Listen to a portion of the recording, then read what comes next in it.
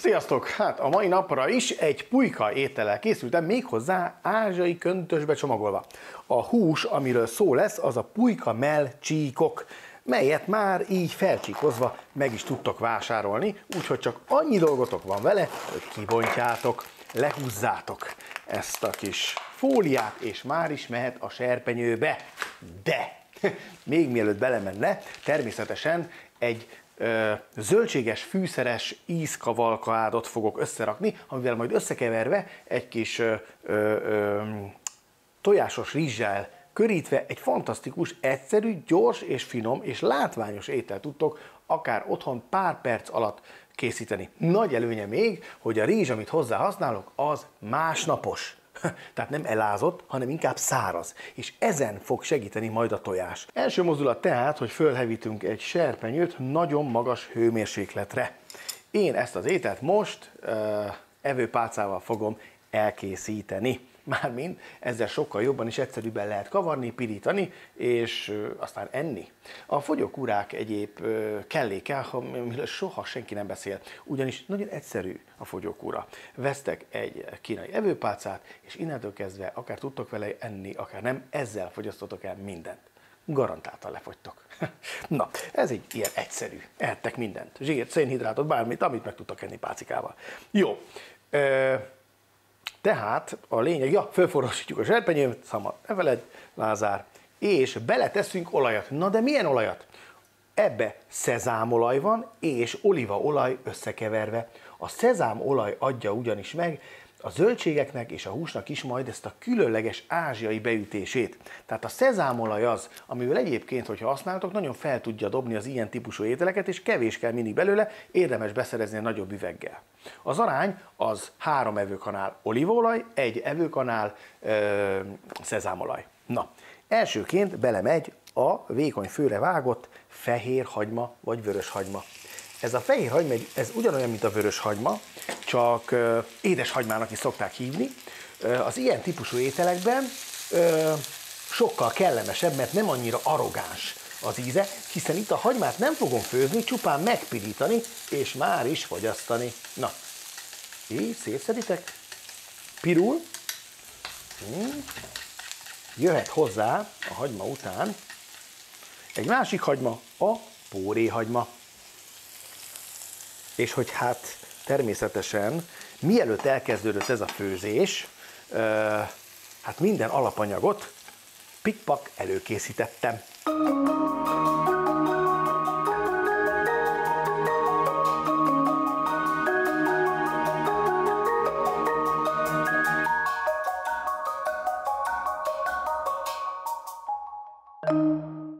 Amikor szépen pirul már a póréhagyma is, akkor őt is behúzzuk egy kicsit középre, így, legyetek, mint egy kokárda. Kívülről haladok, vagy belülről haladok kifelé. Piros, fehér, zöld helyett most fehér, zöld, és akkor jön a piros, mert hogy kápi a paprika is, és egyébként ez nagyon élvezetes készíteni is. Én úgy szoktam, hogy több alapanyagot fölvágok előre, ez hűtőbe lecsomagolva egyébként el is áll, és igazából bármikor kiveszed, csak összepirítod az előkészített hússal, és már meg is van a kaja. Hozzáadtam a zellelszárat, hozzáadtam a sárgarépát, a gyömbért, amit szintén ilyen vékony csíkokra vágtam. Most jöhet hozzá a fokhagyma, amit még egy picit így átvágok, így, és az egészet jól lepirítom. Na de, ott jön a lényeg, hogyha lepirultak, és a csili. Hogyha lepirultak a zöldségek, akkor nem erre teszem rá a húst, hanem kiveszem egy edénybe, és utána jöhet egy újabb adag hús, amit szintén meg fog pirítani.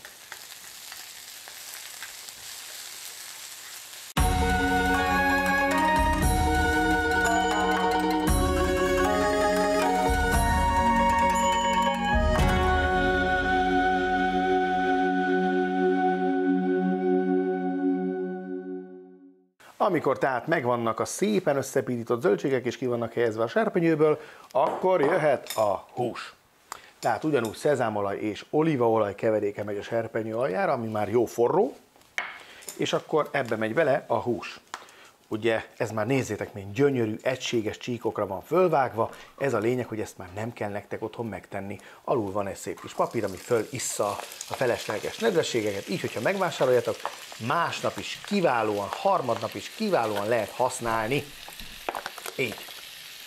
Ennyi.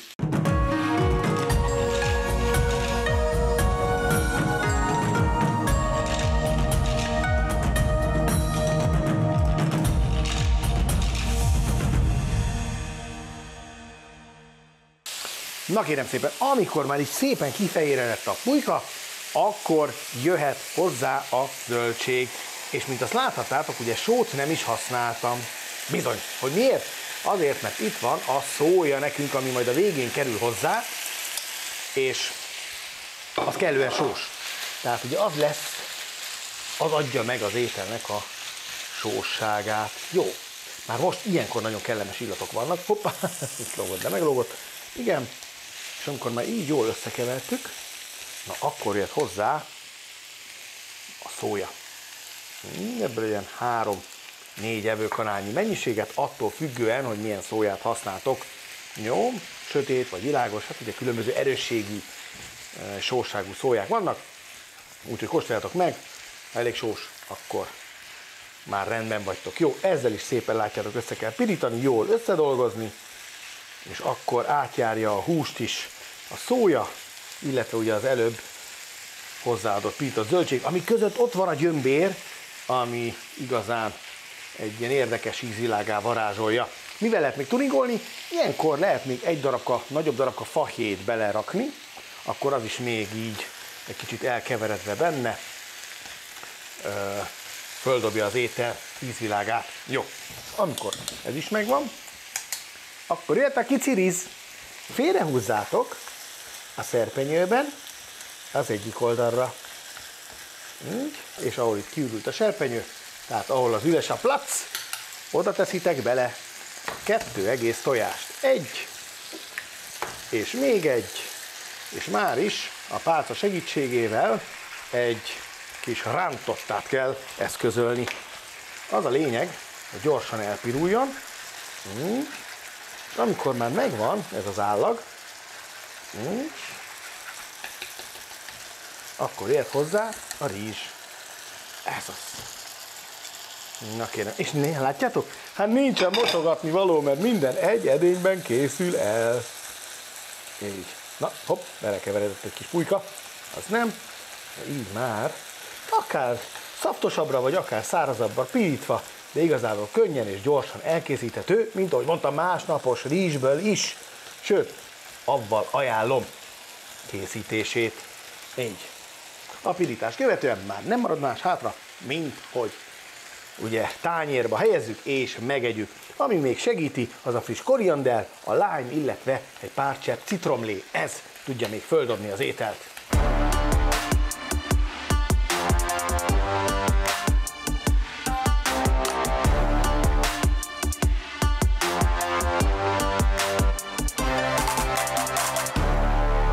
És a tárolásnál jön a trükk, mert hogy nem elég, hogy megvágtuk a koriandert, megcsöpögtettük a pirított pulykánkat lime-mal, össze is kell keverjük, ugye, a rizssel.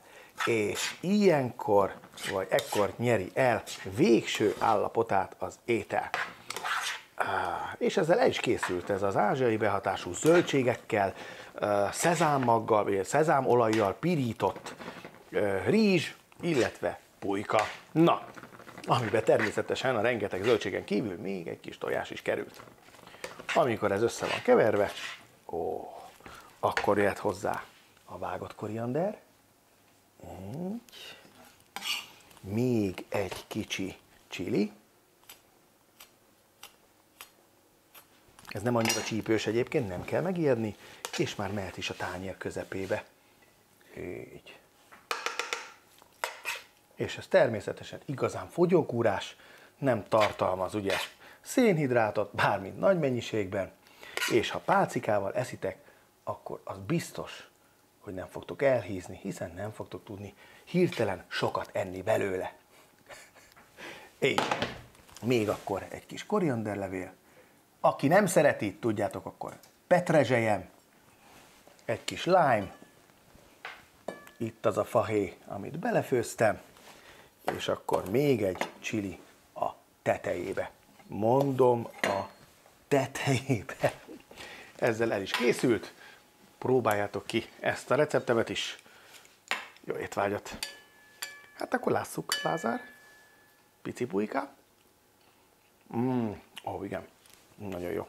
És most még frissen a lájmot rácsöpögtetni. Így. Ráfolyatni. És így. Nézzétek meg, mennyire szaftos. Ó.